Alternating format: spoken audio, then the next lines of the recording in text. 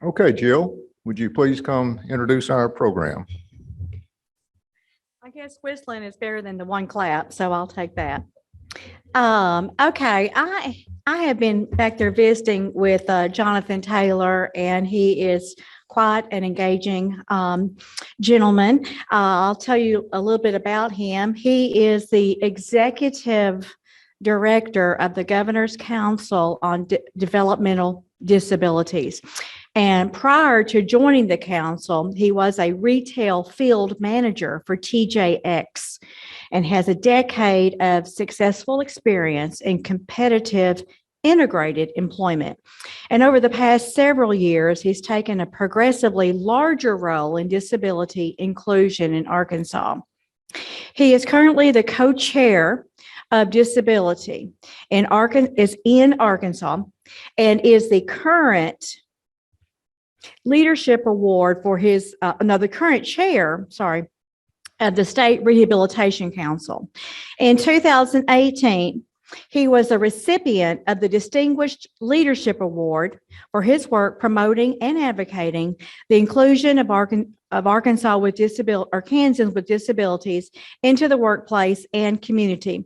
He and his wife have 3 children that they live in Conway, and outside of work, and it's noted here, much to his wife's annoyance, he is a huge Marvel movie fan.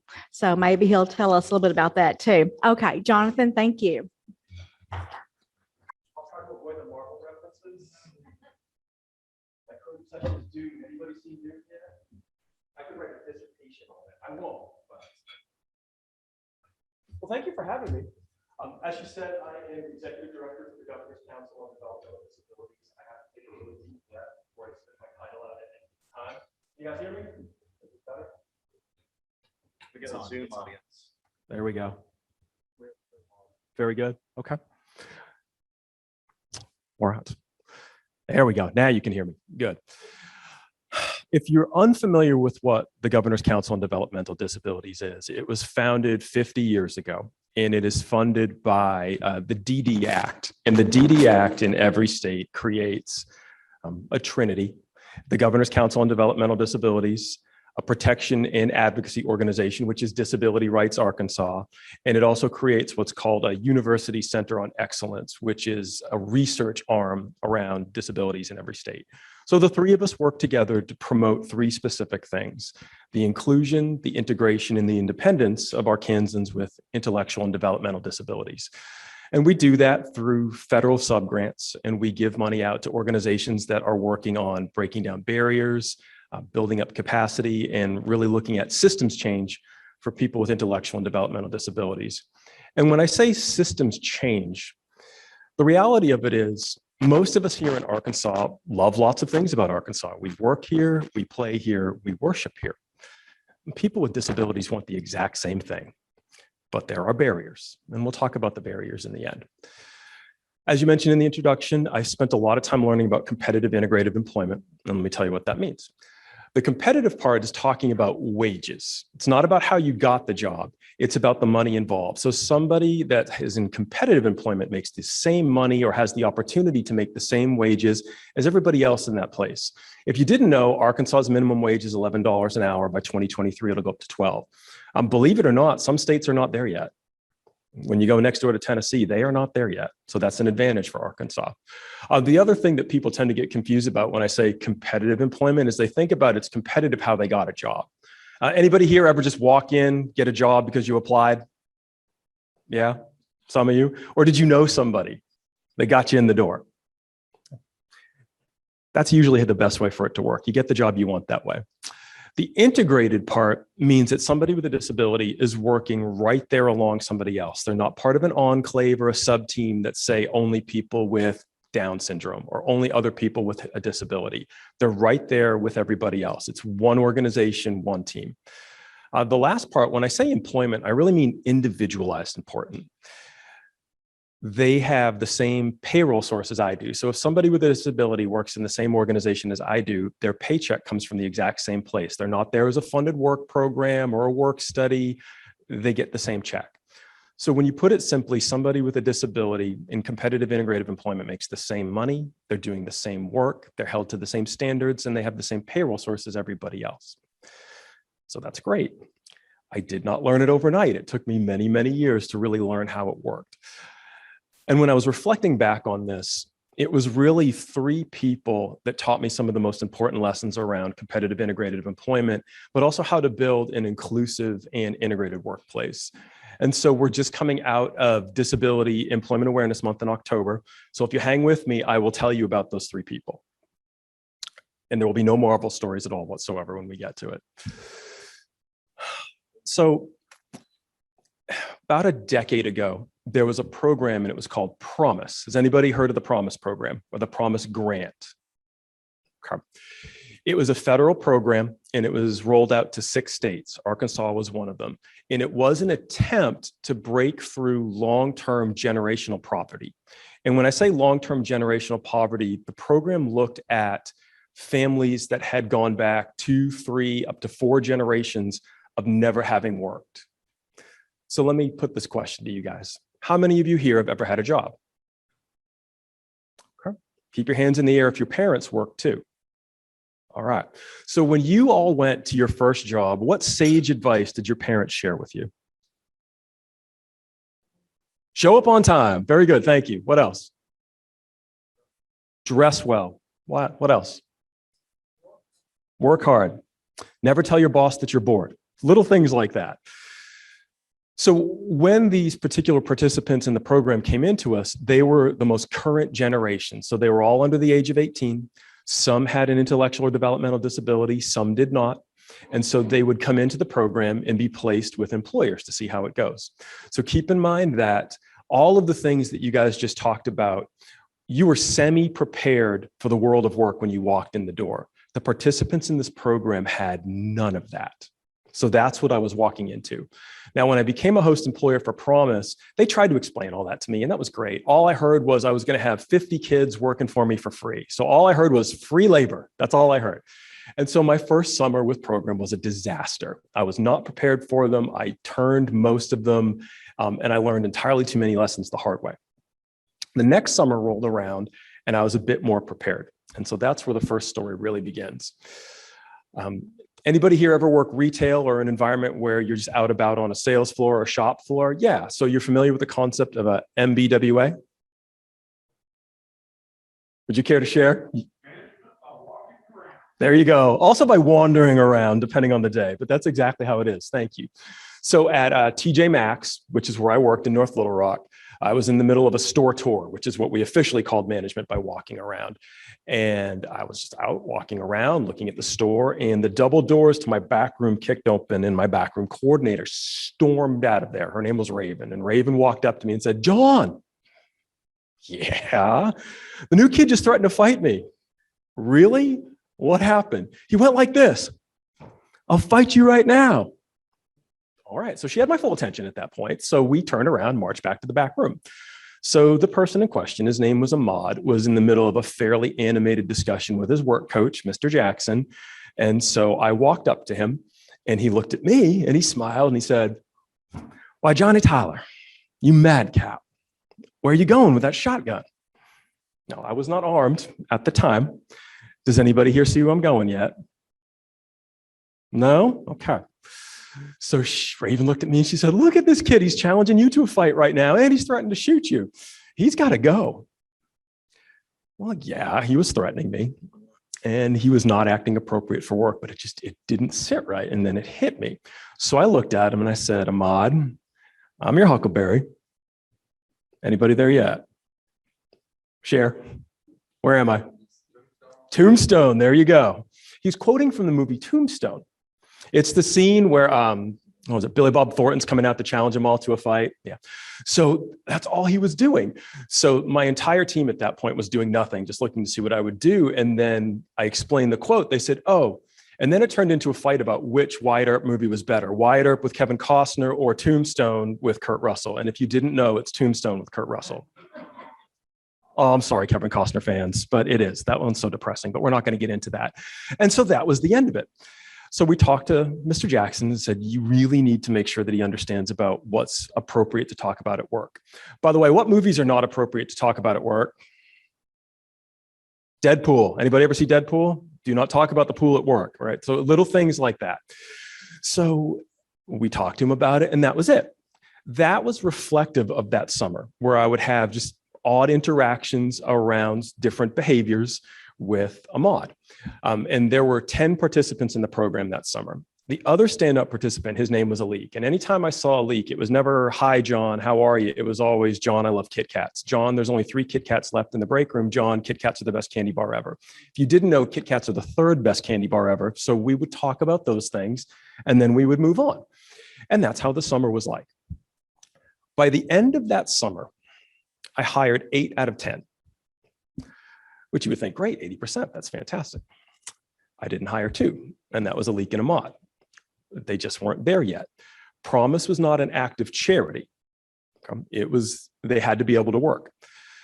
But that frustrated me because I really wanted them to succeed. But I learned a couple valuable lessons from them. And number one was they weren't there for me to fix them.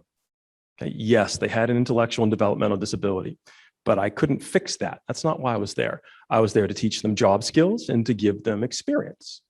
And when you talk about job skills, they needed to learn lots of basic things like showing up on time and being able to respect authority and all the little things like that. That's what they were there to learn.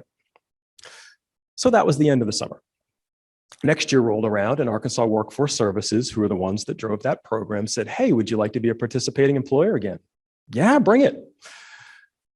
And then she stopped for a second. It's like, what's the matter? She's like, well, Mr. Jackson and Alik and Ahmad want to come back. Great, yeah, bring it. So I told my team, and they looked at me and they said, are you serious? Like, yeah, why wouldn't I be serious? And I would always get a version of this response. I'd get, I'll fight you right now, or I'm your huckleberry, followed by one of 3 basic objections. So here's the first one. John, they still need a work coach. Yeah, that was true. But by the middle of that second summer, they didn't need Mr. Jackson anymore. Raven could manage them just fine. She had learned how to manage them. And in that second summer, they had learned how to work in the workplace. So it was a success. Really, most of the summer at that point, Mr. Jackson just sat in the break room. He loved it. He was having a good time that summer. So that was the first one. The second one I would get, well, they only really work well together. Yeah, that's true. They went to school together. They were friends and they did well together, but they could work separately. Anybody here have a work buddy? Yeah. Anybody here ever look at your schedule to see if your work buddy was working back in the day? No? Anybody ever call out because their work buddy wasn't working? Happens all the time in retail. But they could work with other people too. They weren't an enclave. They weren't by themselves. They were fine. The last thing I would hear, and I'm going to put it nicely, was, well, they're different. That wasn't always the word I got, but they were different. Well, yeah. Ahmad would quote movies all day long, and Alik would talk about Kit Kats all day long. I myself, if you give me a few minutes, will launch into the theoretical underpinnings of warp drive, followed by lightsabers, and this month it happens to be Dune on top of that. I promise you, each one of you has something that you're so passionate about and that you'll talk about nonstop that the person to your left or your right will be wishing for a narcoleptic coma to make you stop. Everybody's got their thing, and that's okay. Once we worked through those particular objections, my people understood the point. That was the point of Promise, to take these young people that have no history of working and teach them how to work independently, or how to work well with friends, or how to manage workplace behaviors. That was the point.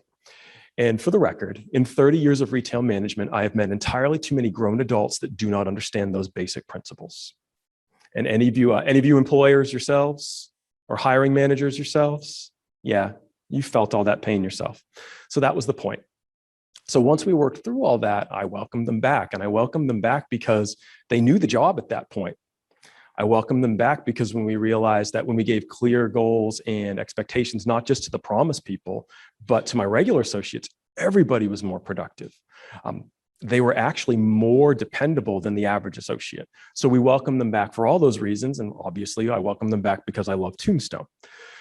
So we refer to those as the Summer of Tombstones. And those were the first 2 people that had lessons to teach me. So then I told you there was another person as well. So I'm going to talk about her.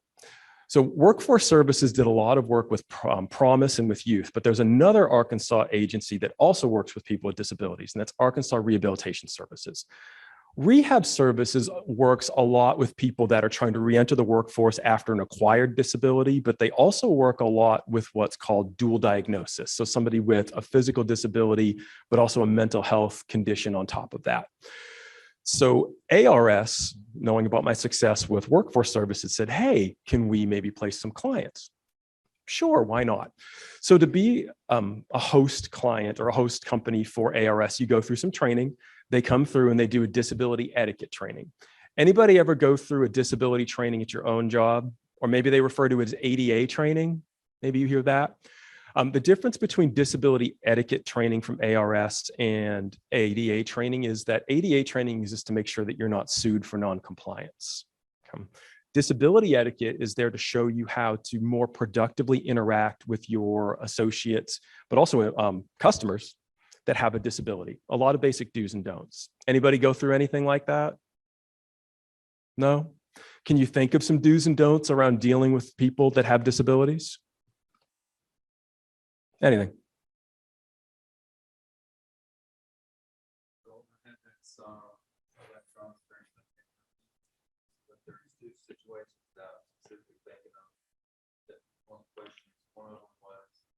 Someone that doesn't hear well, whether you speak up and shout real loud.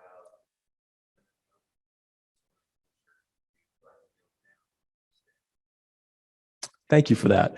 Yeah, somebody that has a hearing impairment, speaking louder isn't necessarily going to help them. Masks have been a huge issue because so many people, they can sort of hear and they can lip read. So understanding that speaking up isn't going to work. They'll tell you what they need. Or somebody that has a wheelchair mobility device, it's not your job to push it, to touch it. It is part of their person. So it was little things like that that we had to learn. So we felt that between that do and don't training combined with our few years of experience with Promise, we really could offer an inclusive and integrated environment for ARS clients. So I couldn't wait. So we got our first client and she was referred. Her name was Pam. Now, when I got a client, I didn't automatically hire, but I knew that ARS screened them, gave them some skills training, and I was more likely to hire. So her name was Pam. So we had the interview. Years later, it's still one of the funnest interviews I ever had. She was high energy, she was bubbly, she was outgoing, she was articulate. We had a good time. She's super high energy. And at times it seemed like she was too high energy. So I called her on and I said, Pam, you're super high energy. I know, that's great. It is. Can you take it down a notch? Yeah. You sure? Yeah. You just tell me to take it down a notch. I'll take it down a notch. Okay, done. Offered her the job and I did not regret it. She was everything you would hope a new hire would be. She was energetic. She learned quickly. She worked well with others. She was dependable. She was great. And I gave her as many hours as she wanted. And she was fabulous until we had one morning, again, managing by walking around, I got a call from Jim, my store operations manager. He said, John, I need you to come up front right now. Okay. So I found Jim on the floor next to Pam, who was also on the floor. And high energy Pam was gone. She was panting, she was sweating, she looked pale, and just like, Pam, what's going on? And she really couldn't talk. So Jim and I were about 2 seconds from 911, and she said, I'm good. I just had a med change. I need a minute. Okay. So Jim took her home because she rode the bus. So Jim took her home, and the next day she came back and she was a little better, but the high energy version of her was gone. So because she was so bubbly and outgoing, she spent most of her time in customer facing roles. This was TJ Maxx in North Little Rock. So she was a cashier, or she was out somewhere talking to customers. She couldn't quite maintain that. So Jim cross-trained her. So some more store operations, backroom, stocking, markdowns, things like that. And she was great. Now, during this time, her work ethic never wavered. Just some days she could deal with the public and some days she couldn't. So if she was having a public facing day, she was a cashier. If she was having a less public facing day, markdowns, backroom, stocking. And it worked out just fine. In fact, it worked out so well that when it came to markdowns and inventories, the woman was indispensable. A couple of years ago, you might remember this, there was a bizarre snowstorm right after New Year's. At least there was in Central Arkansas. If you didn't know this, most TJX stores, that's Marshall's, TJ Maxx, they do their inventory the weekend right after New Year's. So I went and picked her up on a Sunday morning at 4 in a snowstorm because I could not do inventory without that woman. That's what I mean by indispensable. And she was great. In fact, she did so well that ARS said, you know what, you two are a prime example of how it's supposed to work. We're working with another state organization. We'd like you to do a little commercial. So Pam and I did a little commercial. We were internet famous for a little bit. It's still on YouTube out there somewhere. And it was great. That other organization was the Governor's Council for Developmental Disabilities. So that's how I came into their radar doing some volunteer work for them. Pam, by the way, is still there, which is something I'm very happy about. And if you go back to that particular store, everybody from ARS that I ever hired is still there. The workforce kids, as I refer to them, some of them are still there, but the ones that left, they left to get better paying jobs. When I go back and I look at my many years of hiring people with disabilities, and again, some of you out there, you've been hiring managers, you've had hire fire over the years. When I go back and look at about 30 years, I've probably, for cause, let maybe 100 people go. Only one of those people had a developmental disability, 1%. And so Pam taught us a lot about that. And Pam taught us a lot about how to hire inclusively. So here's what we learned from Pam. Number one, when you're going through the interview, just ask them if they can do the job. Don't make an assumption. Anybody here do interviews? Do you have the job description in front of you most of the time? Okay. Just go through the job description and just ask, can you do this? And if they say yes, you move on. If they say no, that's the end of it. If it's a job critical function that they say no to, you have every right as an employer to say no. Okay. But that led me to the next point, was reasonable job accommodations. So when I would start to go through and look at the job accommodations in a retail environment, one of the catch-alls is must be able to lift 50 pounds. Okay. Now, in some environments, that's extremely important. I myself could lift 50 pounds, but I usually delegated it out to somebody else. So when we looked at that particular one, we really looked, is that strength-based physical requirement really that important, or is it a catch-all for everybody in the organization? Or you'll sometimes see must be proficient in the Microsoft suite. I could maybe muddle through an Excel spreadsheet if I had to, but really if I have a PowerPoint to do, I'm going to find my 17-year-old daughter and say, fix this for me. So when you really look at it, we learn to look at core job functions, and then everything else, we could put those to the side or make an accommodation. One accommodation is scheduling. In Pam's case, she took the bus. So she couldn't be there at 7 in the morning based on the bus schedule. So we just moved her up an hour. That's an accommodation. I tend to find that most human resource managers, if they don't go through and look at their job descriptions from time to time, they tend to look at it this way. Moses went up the mountain and came down with the 10 commandments, and then he went back up and got my actual holy tablets of job descriptions. I promise you they're not carved in stone. You can make accommodations, but you have to go through and look. The next thing we looked at was that person's got to fit into your culture. Have you ever hired anybody that had all the hard technical skills you needed, and after you hire them, you realize they are not going to fit in around here, and you are desperately looking for the off-ramp of what's my 90-day probationary period look like, and making sure that you offload them as fast as you can. If they can do the job, if you're not making a lot of reasonable accommodations, or maybe you are, most accommodations don't cost much, and they're going to fit in, make the offer, make the hire. And so we did that, and that's when I was able to bring all of those other people in from ARS, and they're still there. We learned a fourth principle after a few months, and those of you that are hiring managers are going to know exactly what I'm talking about. Every hire is a risk. You take a chance every time you extend a job. And we all have that one where it was, you saw the resume and it was fantastic, and you called every single reference and they had nothing but good things to say about them, and they showed up a little early, they were in dress code, and you just wish the interview would ever end. Why can't everybody be like that? Day one shows up and it's their evil twin. It happens to all of us. Hiring people is less of a risk than hiring somebody without somebody with a disability. Statistically speaking, people with disabilities have an average retention rate of 85%. So after we looked at all of those things, we really recognized that being an inclusive employer wasn't hard. You just had to practice those things on a regular basis. And also being an inclusive employer, it made us more productive because we did a better job at giving clear expectations and taking more time in the interview and really getting more familiar with our own job descriptions and processes. It made us better. So those were the three people that taught me all the things that I had to learn. And that's what brought me to the Governor's Council. I was able to practice competitive integrative employment in a microcosm in my own store. And my peers were pretty good about it too, but I was looking for a higher pedestal to shout for. And so that's what I do. And I come out and I talk about competitive integrative employment because it's good business sense. And that's definitely something I want to address. Hiring people with disabilities is not an act of charity. It's smart business sense. So that people that have a disability stay at a rate of about 85%. So that means their attrition rate is 15%. Most of the jobs in this economy right now, you see a lot in, let's see, food service, hospitality, and retail. The attrition in those is 60, 59, and 65% versus 15%. It's not an act of charity. It's just a good best practice. But that best practice, before you implement, has barriers. I told you that at the beginning. Some barriers are physical, like an accessible environment. Some are mental, like unconscious bias and discrimination, and some are systemic. You just don't have an application process that's accessible. And when you take all those barriers and you put them together, it does make a barrier that's made out of glass. And when I talk about glass barriers, what do you guys think about? A glass ceiling. Thank you. And glass ceilings are horrible. You look up and you can see everybody up there, and everybody up there is looking down at you, and that's terrible. But to bridge the gap between here and there, it's a lot of work.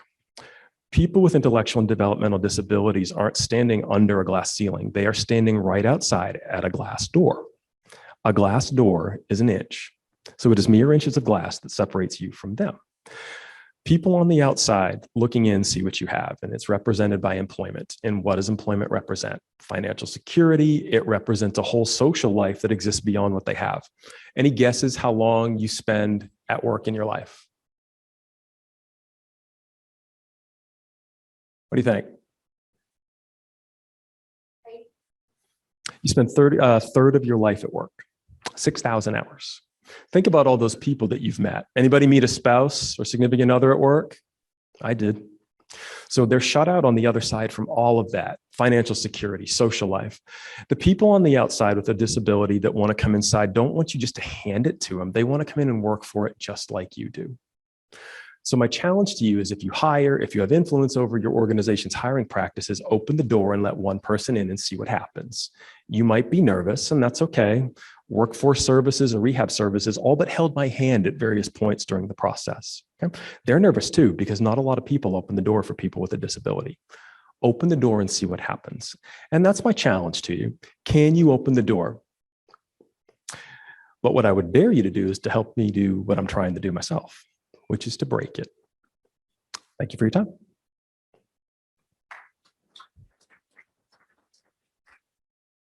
Questions, please. I was waiting for that. Let's see. The Reese's peanut butter cup, obviously, because you get peanut butter and chocolate, and the king size Hershey bar without almonds. See, that always starts a fight every single time. What are the two number one or the best two candy bars? Yes. What else? I mean, I can talk about candy if we want. Okay. Any others? Okay. All right. I guess I would tell you this. It's not hard. It's really not. They're people too. So give it a shot and see what happens. And if I can ever be a resource to you, just let me know.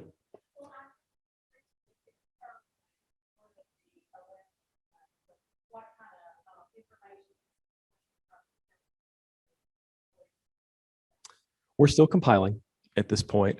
When we get the results, we'll certainly publish it, and we certainly are planning a capital work group to talk about it a little bit more. Good question. We'll put it on our site. Yes, indeed. Anything else? Please. Do y'all work with any of the other developmental disability programs, disabilities, security, or So I don't offer direct services, but I spend a lot of time breaking down silos and putting them in touch with each other. So most of those direct service providers, we refer to them as DSPs. They all work with the different state agencies. They work with DHS. They work with DDS. Is anybody familiar with the PASS system? Okay. If you're unfamiliar with that, it used to be that the Medicaid waiver services that most of the people that those service providers utilize, they get paid through Medicare. It's not doled out by the state anymore. It goes through one of 4 managed care organizations, which has completely turned the world upside down in terms of service providers and getting Medicare services to people. The waiting list is already 3,200 people. It's not getting any further down with the passes. I would encourage you to research those on your own. Is there a list you place at the industries or businesses in Northeast Arkansas that are taking advantage of Promise? Promise is currently not offered. The program ended. So the official results should come out later this year, which is something we're working on. What else? All right. Thank you very much, everybody.